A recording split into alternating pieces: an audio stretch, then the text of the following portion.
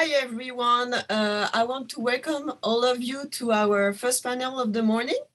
It is such a pleasure to finally be able to do this, as Luli, Fan, and I have been working on this conference for over 2 years now.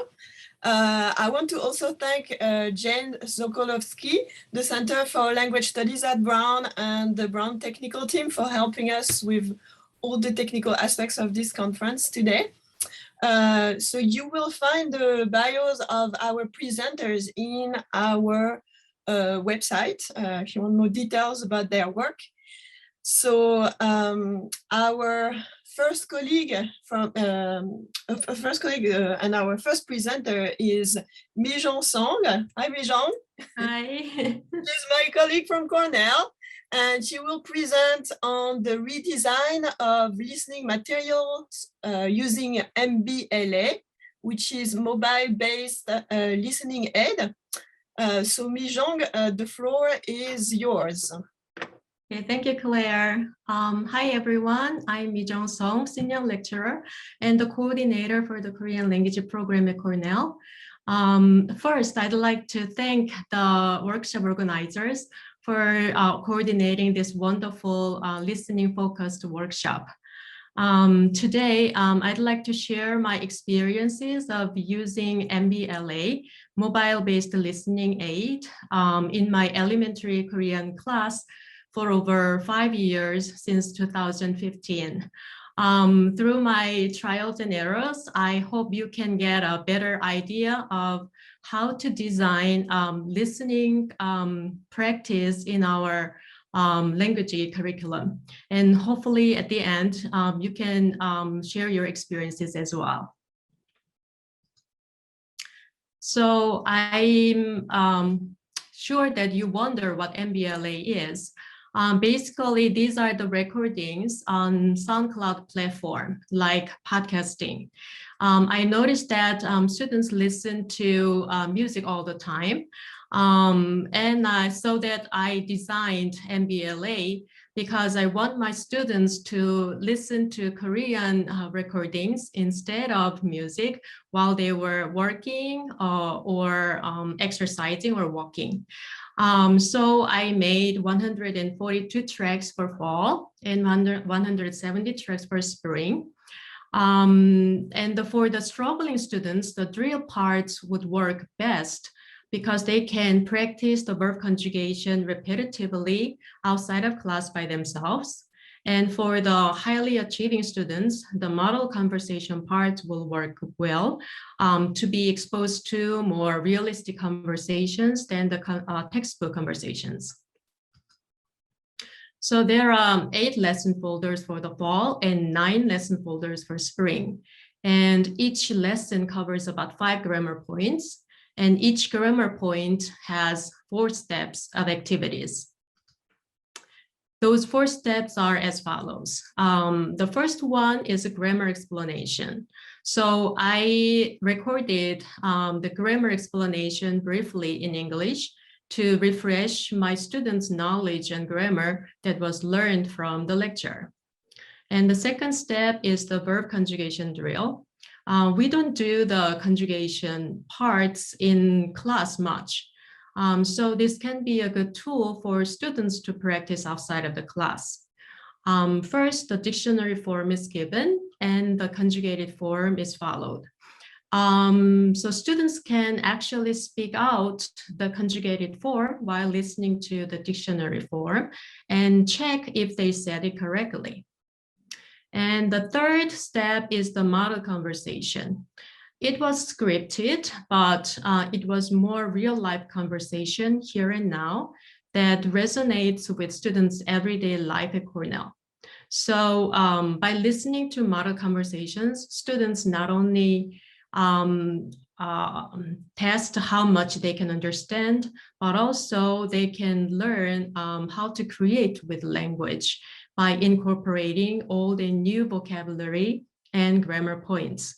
I hired 2 native speakers, female and male, for these recordings and asked them to have a conversation as close to the real world as possible. I sprinkled love story onto the contents because I'd like to make it more attractive to my students. And side note, those two students got married in 2 years after the recording. And the last step is speak out. So I recorded the real life questions and asked the students to practice answering. So it is a good preparation for the classroom activities. So in summary, the MBLA consists of 2 parts. Listening to verb conjugation drills and model conversations for repetitive exposure, and speaking by repeating drills and model conversations or answering to the real life questions. Now I'm going to share my implementation phases starting 2015. I'm going to go over one by one, but as I told you before, through my trials and errors, I hope you can get a better sense what is better, and please give me comments. So the first phase is the MBLA recommended for the voluntary work. But as you can easily guess, not many students used it regularly. So most of the students used it once a week for 5 to 10 minutes or 10 to 20 minutes, but it was not good enough. So in phase 2, I gave a small token for the voluntary work, extra credits. So students who listened to the tracks more than 5 times per week received 1 point added to their weekly lesson quizzes. Students reported how many times they listened to the tracks while they were taking lesson quizzes. So as you can see, among 21 students, only 8 students got extra credits at least once. Okay. And students said that MBLA was helpful for their pronunciation and better understanding of vocabulary usage and sentence structures. And it was perfect for speaking and listening exposure. So the Korean comes more naturally. However, students didn't use them a lot because it was not required and they already had a lot of homework to do and they just didn't have time.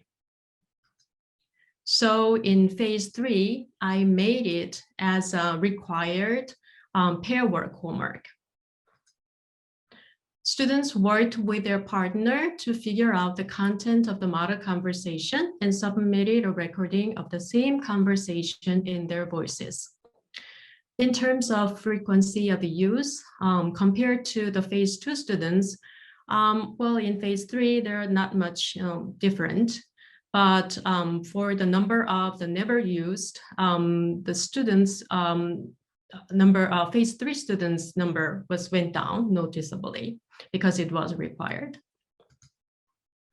And in terms of length of usage, definitely phase 3 students spent a lot more time in listening than phase 2 students. And as for the partner preferences, students preferred different partners, which they already did. It seemed successful since students said it was extremely useful and it was helpful in making the ear more used to how Korean actually sounds because it was at a faster, more natural speed. So they could understand different people's pronunciation other than the teachers. However, students express their concerns and suggestions. Sometimes when they listen, they don't understand, and there's not much they can do by themselves. And they wanted to be checked in class, and they want to get the correct answers. So definitely they needed teachers' help. So in phase 4, I started using it in class as well. The drill part was still used in outside of class, but the model conversation part was brought in. Previously, listening had not been taught nor focused in my class. But since I learned that listening is the most difficult skill to acquire, I started using them for listening activities in everyday class. In doing so, I needed to create some comprehension questions, and I didn't provide the transcript to students because I wanted to encourage them to focus on listening, not reading. But I changed the format of the pair work assignment. Instead of having the same conversation, I asked them to create their own conversation and submit their recordings. It went well, except one big issue. They had difficulty finding time to meet and work together. So they suggested the individual work. So in phase 5 last year, I changed the platforms from SoundCloud to Canvas because on SoundCloud, I couldn't check who did what, and I couldn't give feedback to students. So I integrated listening and speaking practice on Canvas quizzes as homework with a mix of auto-grading and manual grading parts. And the answer keys for the auto-grading part was given, so students could quickly check their errors and correct them by themselves. Students could repeat these activities as many times as needed, since the highest score was kept. So it motivated weaker students to do better with more chances. So I created 4 or 5 assignments for each lesson, and each assignment had 4 steps.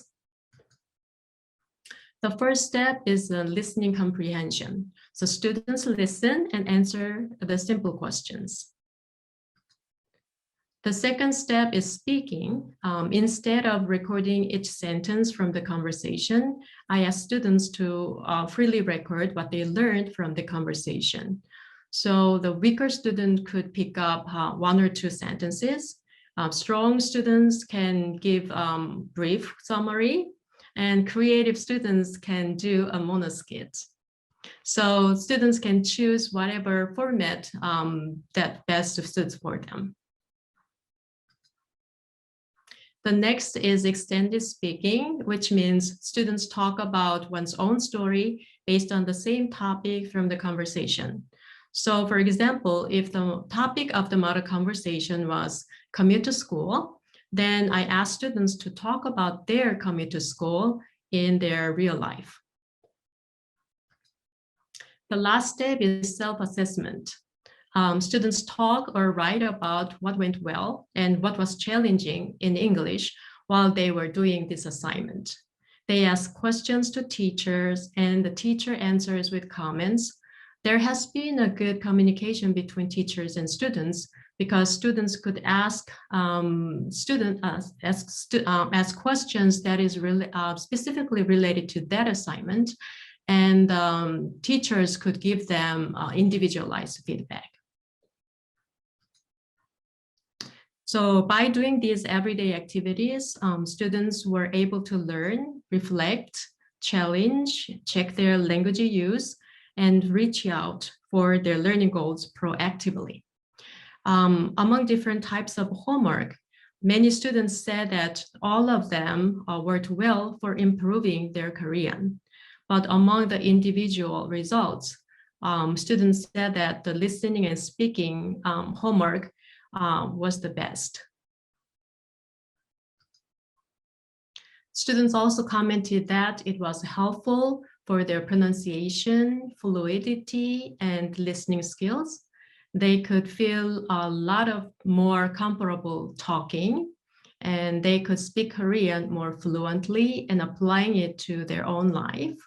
And students were happy with self-assessment because they could improve and practice more. Now I'm in phase 6. I continuously used Canvas assignments of integrated listening and speaking practice. selectively use some MBLA for homework and in-class activities. Some students complain if some words or phrases that were not taught in class appear in listening materials. But I'm thinking to gradually introduce authentic real life of materials and adding audio-visual materials like Dr. Wagner said yesterday. So what I learned through this long journey is that we shouldn't leave listening to only students. We should include listening practice in our classroom activities, in addition to the outside of classroom practice with proper tools. And also we should give immediate feedback to students' errors and questions. And I learned that students work better on a required assignment than voluntary. And the most important thing is that we should always listen to students' needs and comments for improvement of our implementation to help them. And lastly, I'd like to thank you for the consortium funds for supporting this material development. Thank you. Thank you so much, Meejeong, for this great presentation. The floor is open for questions. So I have one question for you. I was wondering if you could, maybe some of our listeners are not very familiar with MBLA, in general. Could you explain to us what does it look like on the side of the student? So what does it look like for students? Yeah. So it is basically listening. So as I told you before, that students listen to music all the time. So I wanted to ask them to listen to Korean recordings for practice outside. It's not like pressure, stressed work. It's just like a pleasure work, you know, so that they can listen to and expose to the input, a lot of more inputs. Students can listen to it and also download it, and then they can listen anywhere they go, and then they can listen, yeah, kind of thing. So they can use it on their cell phone, for example?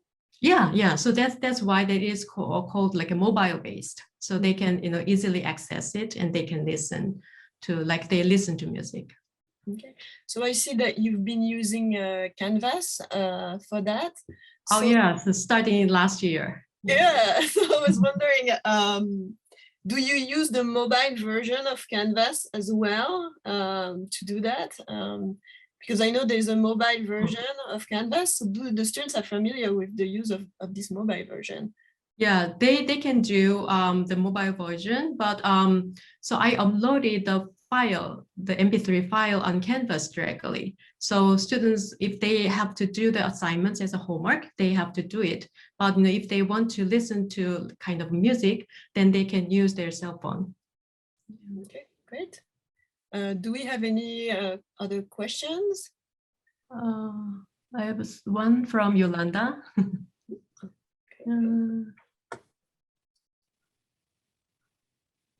If you have some other ideas on how to have more listening practice and have students see the needs to improve their listening skills, not just their speaking. Yeah, so, you know, students listen to or watch Korean videos or music, right? So, you know, that's what I'm thinking to bring in my next phase. Because students are afraid of having authentic materials, especially for the elementary level. So, but you know, still, you know, if they want to survive, so they needed to be exposed to that, you know, and then they should be out of their comfort zone. So I'm going to gradually implementing them in the class as well, and especially in the spring semester. I will keep encouraging them to listen to the Korean music or the Korean watching Korean dramas. I think that is really helpful because when reflecting that when I was learning Japanese 15 years ago, the drama really helped me. I kept watching it again and again, same episode again and again, and I found out that even if I knew that words or phrases, I couldn't catch it at the first time. But when I repeated it again and again, then I could get it. So I could get how to segmenting so that I can understand better. So, and I think that getting a lot of input will be really helpful. Thank you very much. It's going to be time for our next panelist, who is Orit Yeret from Yale. So welcome, Orit, and you have the floor. Hi, hello everyone. Let me get started here.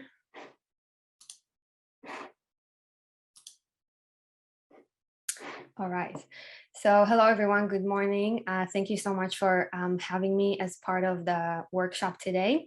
So my name is Orit Yeret. I'm a senior lecturer in modern Hebrew from Yale University. And I would like to talk to you today about using short video clips, video resources in my language classroom. And I would like to show you some examples of different videos I use to encourage listening skills. So I'd like to quickly jump in with a couple of really fast examples, very short videos that I'm going to show you, some examples of things that I use with my L2 language learners.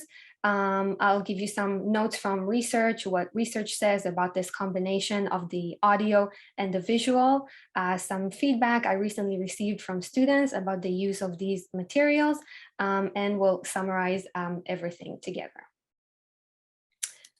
All right. So the first example I'd like to share is a very short TV commercial, Israeli TV commercial that I use with my L2 learners.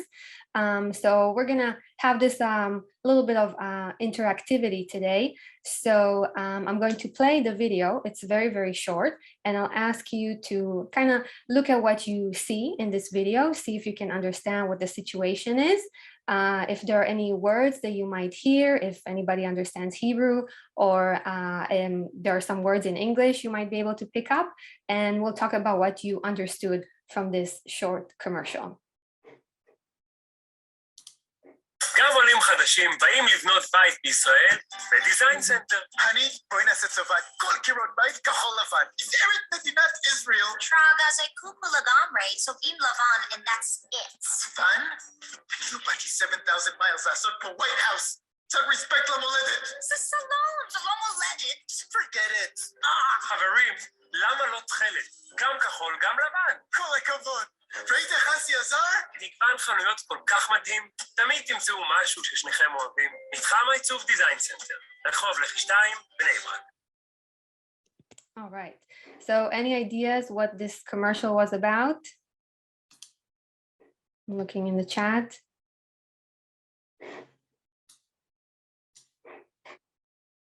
Okay, anybody? Design Center. All right, great. So yes, very true. So this was a very short TV commercial for a design center, a place where you can buy things for your home. And we see this couple here that's kind of talking about what color would they want to paint their new house or their living room. And right off the bat, you can see that it kind of refers to the vocabulary that we teach at the L2 level, which is rooms in the house and colors and different themes like that. Maybe you picked up on some English words that the people are using. What they're explaining here is that they are new immigrants to Israel. They moved from the United States. And the man says he wants to paint his house blue and white, like the colors of the Israeli flag, to give some respect to the new home country. And the woman says, no, I want to paint the living room only white.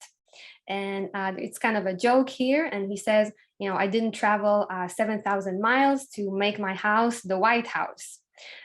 So it kind of talks about this cultural references between the US and Israel and what the relationship is between new immigrants that come to the new country.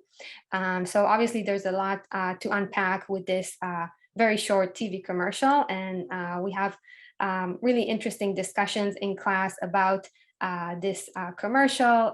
Students can pick up on different vocabulary words that we're hearing and listening to, and we talk a lot about the relationship between this couple and what's going on with this short video.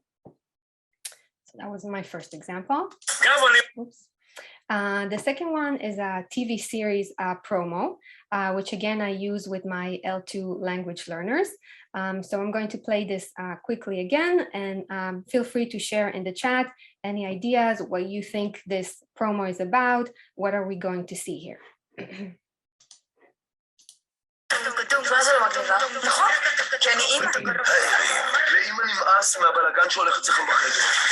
היא אמרה לי, שגם לי נמאס. זוג הורים מנסה לגדל 3 ילדים ולהישאר בחיים. מה אתה עושה? זמן איכות. תצטרכו לעצמכם, כאן גרים בכיף, הערב אחרי החדשות. נכון, כיף לנו? כן. Okay, so any ideas what this TV series is about, or going to be about?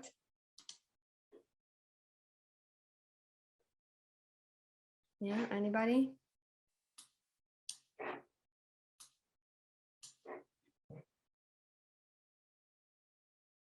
Okay, a TV show, right? Not about a soccer family, but about a family. So very true. So we can see in this very short promo, we see the 2 parents and we see the 3 kids. So we can understand that this is going to be a show about a family, and this is going to be a comedy.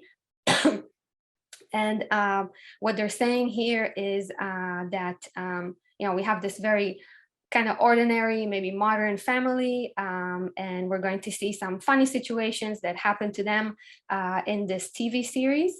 And what's interesting about the title of this TV series, it's called Kan Garim Bekef, which can literally be translated, loosely translated as "this is where we live and it's fun to live here." But is it always fun all the time? Maybe not so much. Maybe there are some funny situations, maybe there are some things that are happening along the way. And it's kind of interesting to take a look at that and think about what's going to happen in this TV series that we might watch.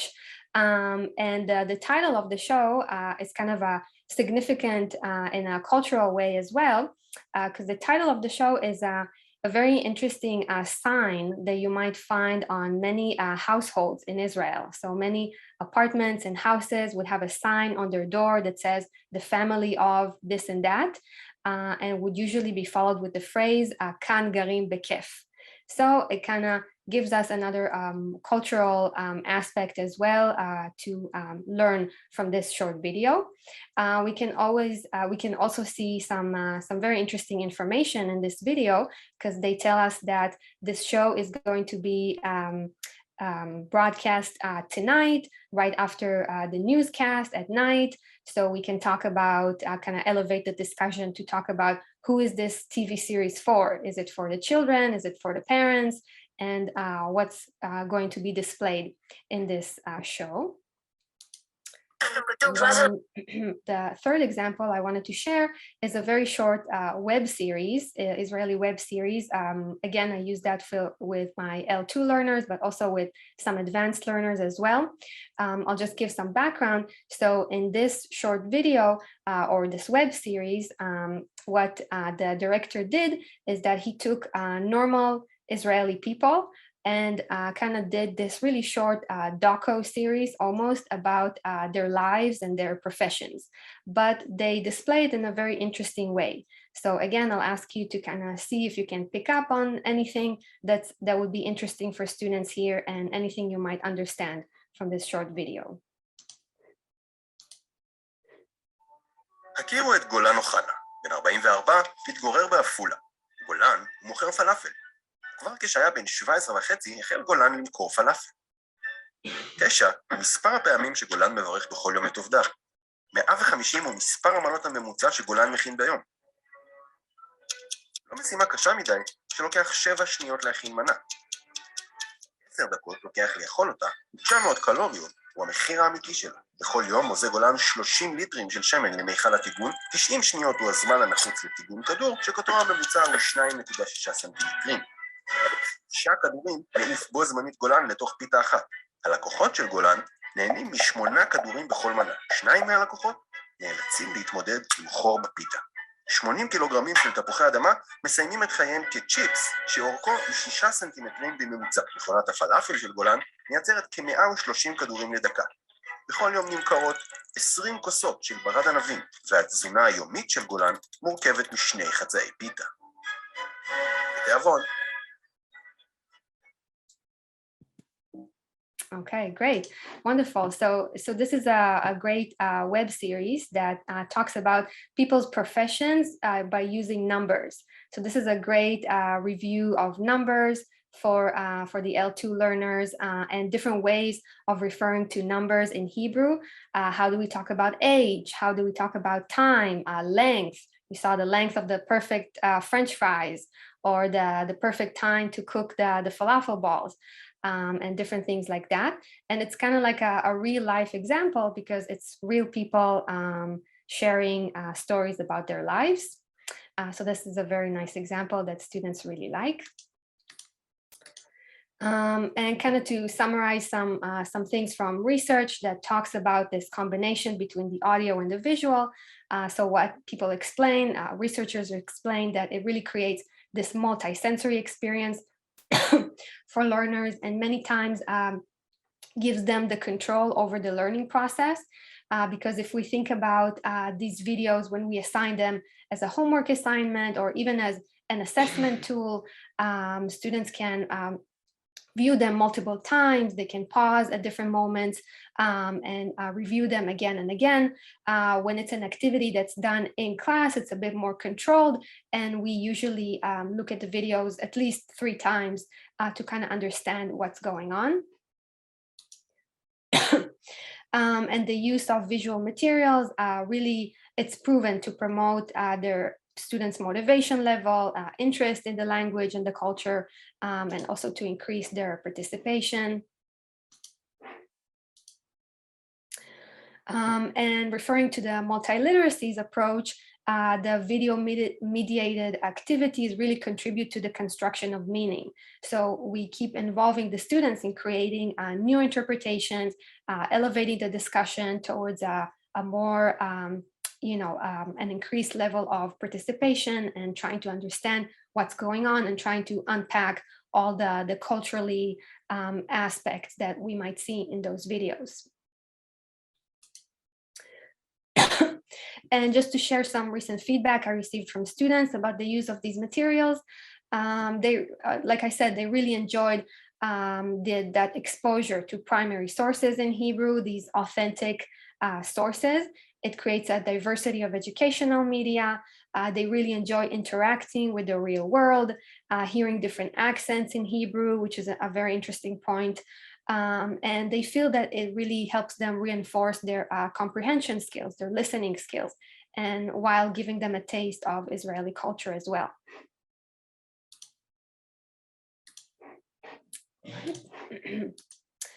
And just to kind of summarize what we've talked about, so we really have a wide variety of video resources we can choose from. And these apply to any of the languages that we might teach. So we have different commercials, TV series, movie trailers, web series, etc. We talked about the combination of the audio and the visual to reinforce listening skills and provide learners the control over their learning process in some cases, and the experience of the real world to create more interest, to increase their motivation and participation. Right, and this is my short bibliography. Great, thank you so much. Thank you very much, Orit. I was wondering if we had some questions from our panelists or from the public. I encourage you to use the Q&A tool where you can ask your questions to our panelists. I personally have one question for you that maybe you could talk about a little bit. what are the difficulty that you see in like choosing videos when you work on finding a video? I feel like it's something that's not easy to do, and what are the criterions that you have, like, in order to make sure that it's a great video class? Yeah, that's a great question, because it can be tedious finding the right video for the right situation. Many times I try, first of all, I try looking at the theme that we're working with, the topic of the unit, and try to find a video that's related to, like, if we're learning about houses, if we're learning about rooms in the house or colors and things like that. So I really try to choose something that will be relevant to that topic. I try to choose something that the students might know the vocabulary or might learn new vocabulary from the video. So that's always very related. Thankfully, there are a lot of videos out there that talk about design companies or colors or clothes and things like that. So it's very not easy to find, but it's more convenient to find things that are related to certain topics. Thanks. We have a question from Felipe, who is asking, for the first commercial, do you explain to the students or to prepare them? How do you explain to the students how to prepare them for the features of Hebrew pronounced with an American accent? Okay, so that's always a challenge, and it's quite interesting for my students because they they understand the difficulties of learning Hebrew with an American accent. So that's one of the commercials they really love, because they say, oh, these people talk like us, with some English combined with the Hebrew. What's interesting about that is that, of course, I encourage them to view it multiple times and not just one time. I know this was very short right now, and it was kind of hard to pick up on different things, but we definitely view it multiple times. We have the subtitles as well in Hebrew that help kind of understand what's going on. And in the class discussion, we talk about that difference and how people might sound with different accents. So it's quite interesting for a class discussion as well. Great. We also have another question from Naomi, who is asking, how do you deal with the copyright of the videos?